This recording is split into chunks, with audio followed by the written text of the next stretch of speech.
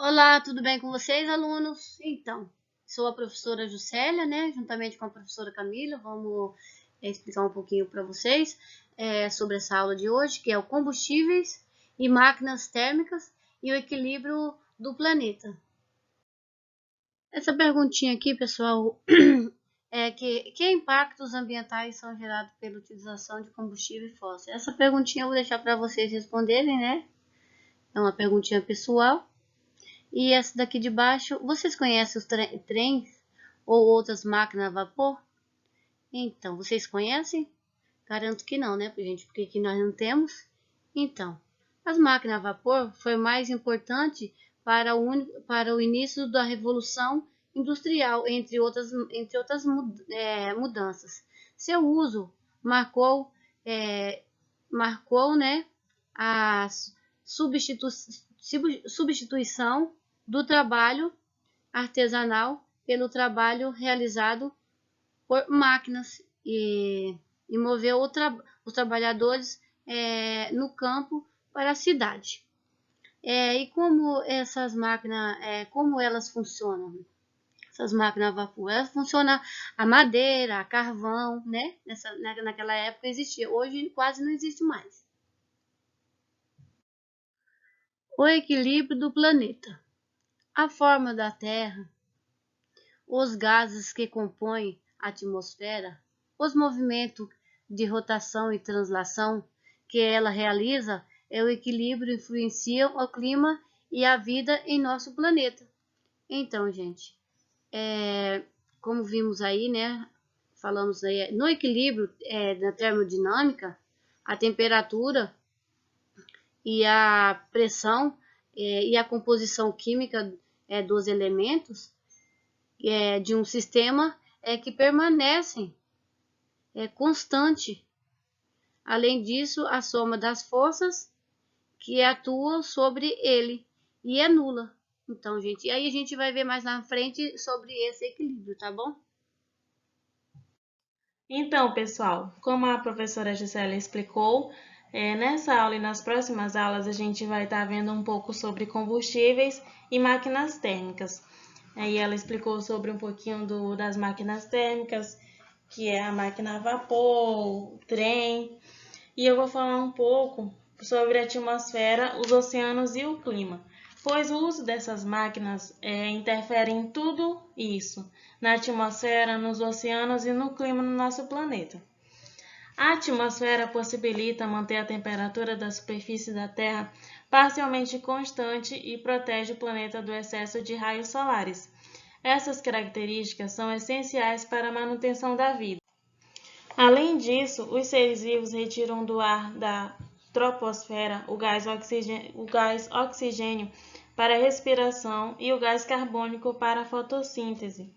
É nessa camada da atmosfera que ocorrem os fenômenos climáticos. Parte da energia que chega até nós, vinda do Sol por meio de radiações, é refletida e irradiada para o espaço. Outra parte não consegue escapar, pois é absorvida por certos gases da atmosfera, como o gás carbônico e o vapor de água. Vários tipos de radiação vindos do Sol chegam até nós. Nas próximas aulas, veremos que uma parte dessa radiação chega na forma de luz visível aqui para nós. Outras formas de radiação são a infravermelha e a ultravioleta, que não podemos ver.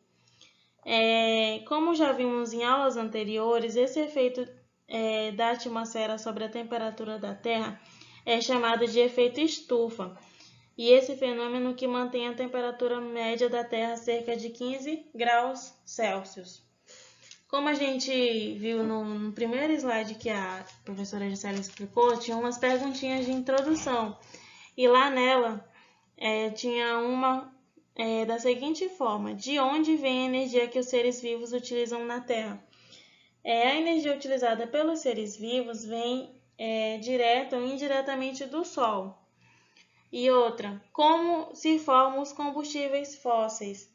Os combustíveis fósseis, como o carvão, o petróleo, são combustíveis formados pela transformação de organismos em fósseis. Como a gente sabe, há muitos anos atrás, existiam dinossauros, vários animais gigantes. E aí, com o tempo, ficaram só os restos mortais desses animais. E esses materiais dele se transformaram em combustíveis fósseis. E outra pergunta. Ela perguntou se a gente conhece trens ou outras máquinas a vapor e como elas funcionam. Bom, a máquina a vapor usa energia térmica na forma de calor para gerar movimento. O vapor pode ser gerado, entre outras formas, pela queima da madeira, como é o caso do trem.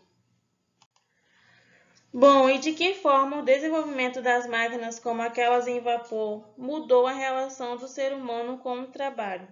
A máquina a vapor foi a mais importante para o início da Revolução Industrial. Entre outras mudanças, seu uso marcou a substituição do trabalho artesanal pelo trabalho realizado por máquinas e moveu os trabalhadores do campo para a cidade.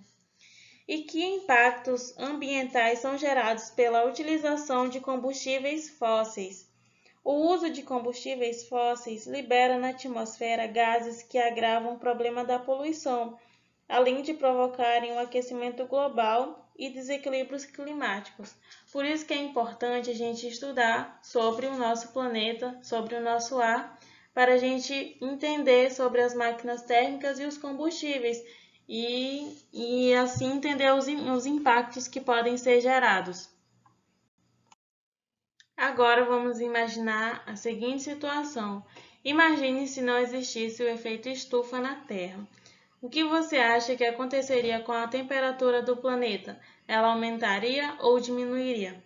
Então, gente, o efeito estufa, que a gente já estudou em aulas anteriores, é o fenômeno de quando a radiação vinda do Sol é absorvida pela atmosfera, voltando para o planeta Terra. Esse é o efeito estufa. Então, se não existisse esse efeito estufa, o planeta refletiria mais energia para o espaço. Com isso, a temperatura média da Terra diminuiria. Estima-se que sem o efeito estufa, a temperatura média do planeta estaria em torno de 18 graus negativo, em vez dos 15 graus Celsius positivos. Dessa forma, não existiria água na forma líquida na Terra. Seria tudo gelo. E se o efeito estufa na Terra fosse bem maior do que é hoje? Com um efeito estufa maior, a quantidade de energia retida pelo planeta aumentaria, provocando também o aumento da temperatura. A manutenção de uma temperatura média constante no planeta indica que a energia que entra na Terra por meio da radiação solar é aproximadamente equivalente à quantidade de energia que sai. Esse é um dos fatores que contribuem para manter o equilíbrio termodinâmico no planeta. Esse equilíbrio faz com que o clima permaneça relativamente constante, o que proporciona condições que suportam a vida na Terra. O equilíbrio climático vem sendo ameaçado pela queima de combustíveis fósseis e pelo desmatamento. Esses processos intensificam o efeito estufa e provocam o aquecimento global e as mudanças climáticas. Os oceanos contêm 97% de toda a água disponível no planeta. A água absorve parte do calor atmosférico, mantendo a temperatura do ar mais amena. Além disso, as correntes oceânicas contribuem o calor, que chega com mais intensidade próximo ao Equador, para as regiões polares. Sem essa distribuição, a vida estaria restrita a áreas bem menores do planeta. A troca de energia a partir da atmosfera e dos oceanos também colabora, portanto, para o equilíbrio climático da Terra. Agora, bora entender sobre o fluxo de energia nos seres vivos. A vida em nosso planeta depende do fluxo de energia de uma região para outra e de um ser vivo para outro. Os seres vivos utilizam energia solar direta ou indiretamente ao longo do que chamamos de cadeia alimentar. As plantas e outros organismos fotossintetizantes absorvem a energia solar de forma direta por meio da fotossíntese, por produzirem açúcares e outras substâncias orgânicas. Esses organismos são chamados de produtores. Nós, assim como os outros animais e muitos outros seres vivos, não conseguimos utilizar diretamente a energia do Sol, mas essa energia é obtida de forma indireta, por meio do consumo de outros organismos. Os seres vivos que precisam ingerir outros para obter energia são chamados de consumidores. Então, aqui nesse primeiro organismo que aparece aqui, que são as plantas, são chamados de produtores. E aí, os dois próximos têm os consumidores primários e os consumidores secundários. Aqueles que se alimentam dos produtores são chamados de consumidores primários. Os consumidores secundários ingerem consumidores primários e assim por diante. Existem os consumidores terciários e boa parte das substâncias orgânicas produzidas pelas plantas e outros seres produtores é usada como fonte de energia na respiração celular desses produtores e eliminada como gás carbônico e água. No caso das plantas, parte da energia sai na forma de calor e parte das substâncias orgânicas e da energia é armazenada em estruturas que as constituem, como raízes, caules e folhas. As substâncias orgânicas e a energia que ficaram retidas no corpo das plantas e de outros produtores compõem o alimento disponível para os consumidores. Uma porção das substâncias ingeridas por um animal, por exemplo, é eliminada nas fezes e na urina. Outra parte é consumida pela respiração celular, liberando a energia necessária às atividades do organismo. Há ainda uma parte que é armazenada pelo corpo. Esta é a que fica disponível ao nível seguinte da cadeia alimentar, que é os decompositores. Os resíduos, excretas, fezes e outros restos de substância orgânica, cadáveres de animais, galhos e folhas secas, folhas soltas, sofrem a ação dos organismos chamados de decompositores. Eles são representados por fungos e bactérias, que transformam essa matéria orgânica em substâncias que são lançadas no ambiente e ficam novamente disponíveis para serem usadas pelos produtores. Assim, podemos dizer que a matéria de um ecossistema nunca se esgota, ela está em permanente reciclagem. Bom, como eu falei, a matéria de um ecossistema nunca se esgota, ela está em permanente reciclagem. Já no caso da energia, porém, uma parte sai do corpo dos organismos, é transmitida ao ambiente na forma de calor e acaba sendo perdida ao longo da cadeia alimentar. Por isso, o ecossistema precisa constantemente receber energia de fora, do Sol nesse caso.